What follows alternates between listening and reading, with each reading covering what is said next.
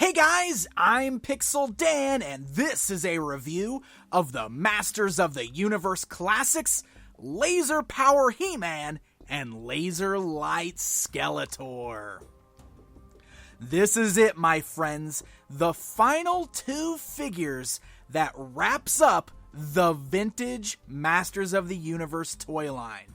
It's pretty cool because these were also the last two figures released in that vintage line. In fact, they were very, very hard to come by, and most people didn't even know they existed until the internet was around because these were never released in the United States. They were mostly only found in parts of Italy. So they have kind of gone down in history as being the hardest to get, sort of like the holy grail of Masters of the Universe collectibles. So it's pretty cool that we're getting updated versions here in the Classics line. As you can see, they come in that standard window box packaging that we've seen for many of the multi-packs here in the lineup, that fully showcases both action figures within. And if you rotate that box around to the backside, we get a look at some of the other figures in the Classics line, as well as a bio for Laser Power HeMan and Laser Light Skeletor. Now, you can't see them in the box, but when you open up the box, behind the insert, you're also going to find the final two mini-comics. So if you've been a fan of those mini-comics so far, these are your last two parts of that story. Alright, so let's go ahead and take a look at Laser Power HeMan and Laser Light Skeletor outside of the packaging.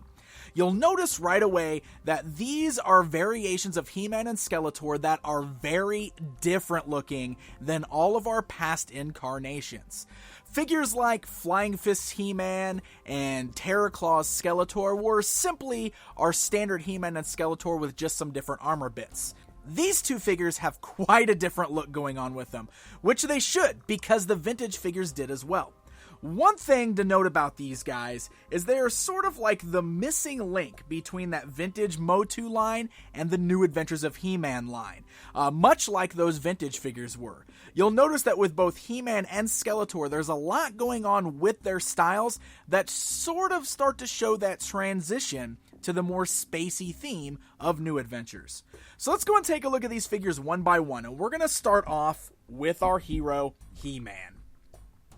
So, you'll notice quite a bit different that's going on with this guy. Obviously, he does have a very similar power harness that we always see him wearing, but this one is a lot bulkier, and it's done in this more blue color. You're going to notice that a lot in a lot of this guy's design, going all the way down to the fact that he's wearing these very cool kind of metallic silver gloves, the same silver is seen on the belt.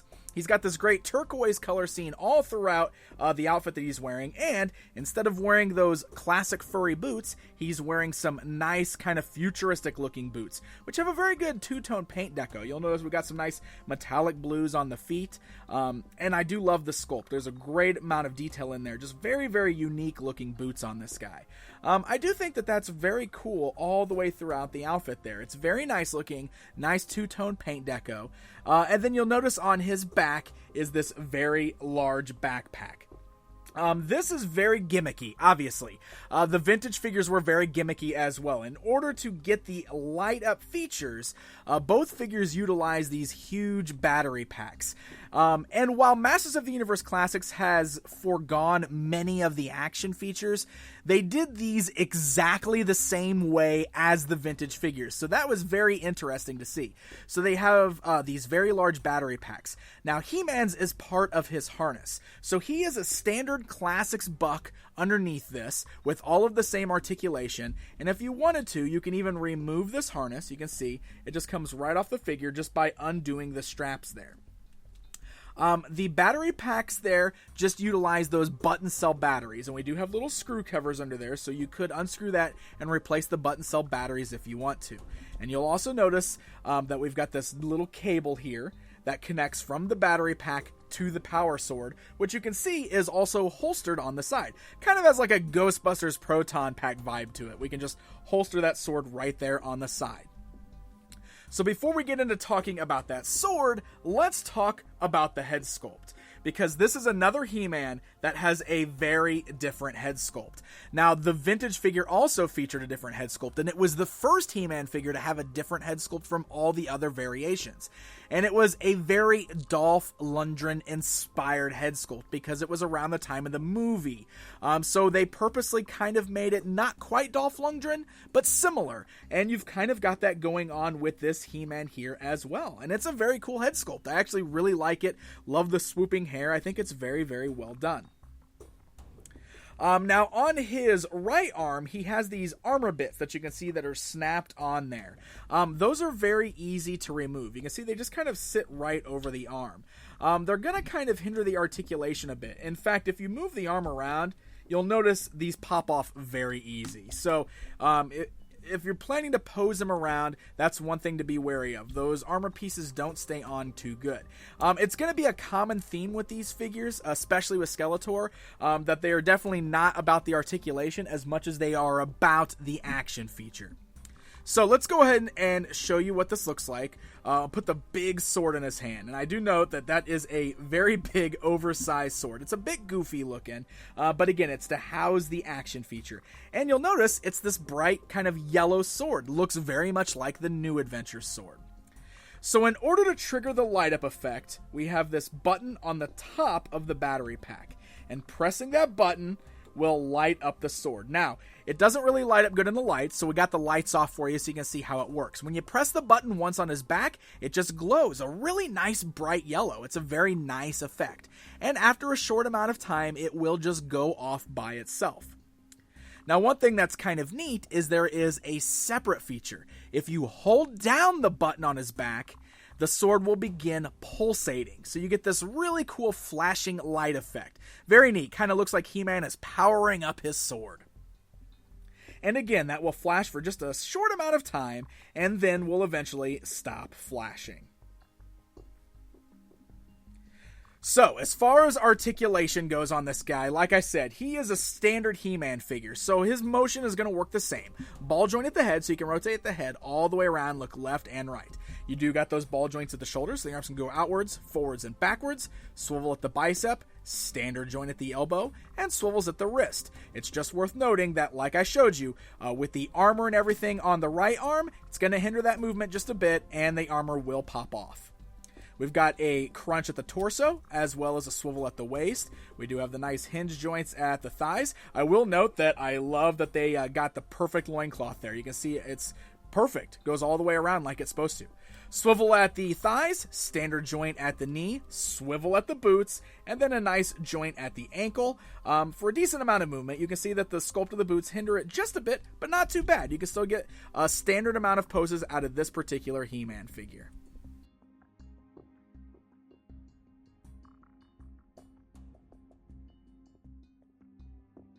Alright, so that is going to bring us to our Skeletor. Again, a very, very different looking Skeletor than what we saw before.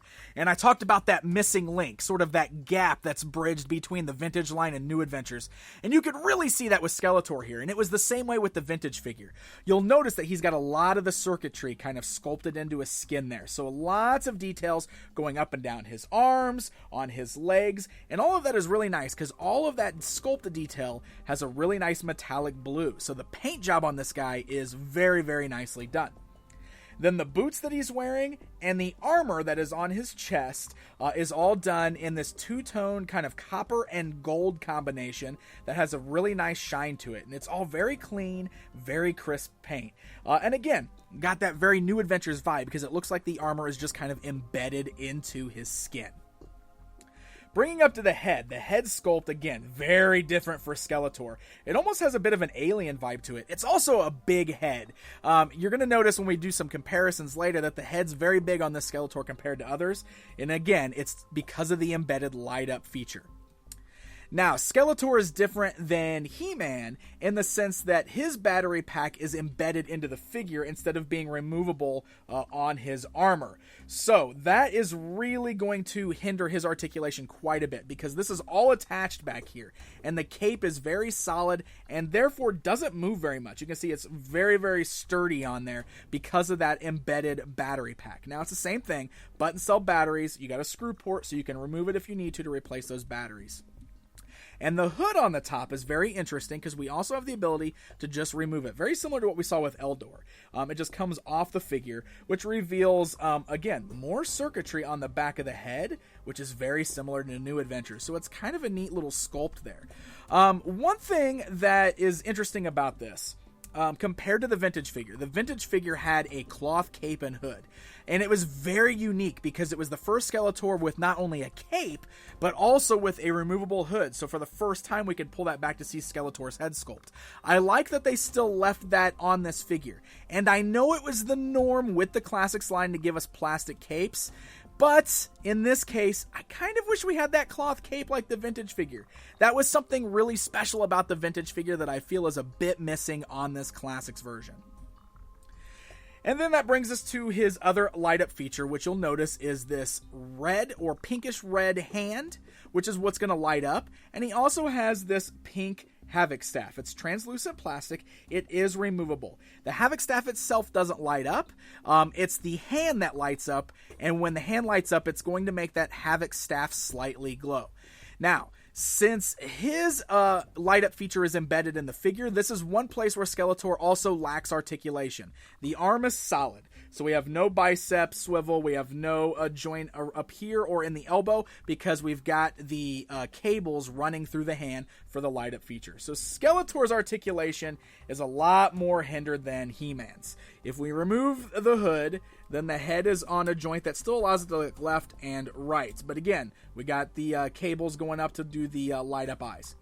The left arm is standard, so you got ball joint, you got swivel at the bicep, standard joint at the elbow, and swivel at the wrist. The other arm, we still have the nice ball joint at the shoulder, but the only other articulation you're getting is a swivel in the wrist. We got nothing else in the body there except for the swivel side to side at the waist. And then we have our standard joints at the legs, so the legs can go outwards, forwards, backwards, swivel at the thigh, standard joint at the knee, and nice joints at the ankles.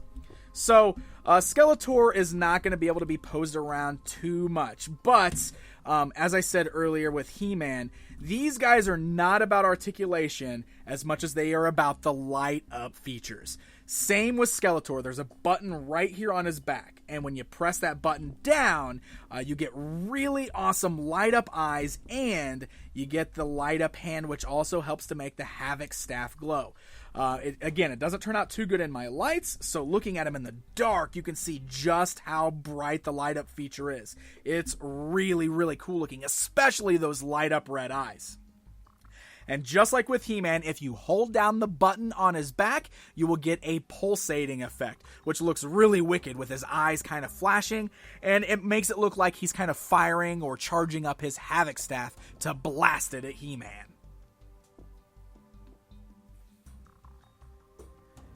So I really, really wish I could give you guys a comparison time, but as I stated, those vintage figures are very, very rare, and I do not have them in my collection as of yet. But it's kind of neat looking at these characters, especially He-Man, standing alongside the other versions in the line, so you can see all the different heads that we've got on He-Man. It's kind of cool to see that.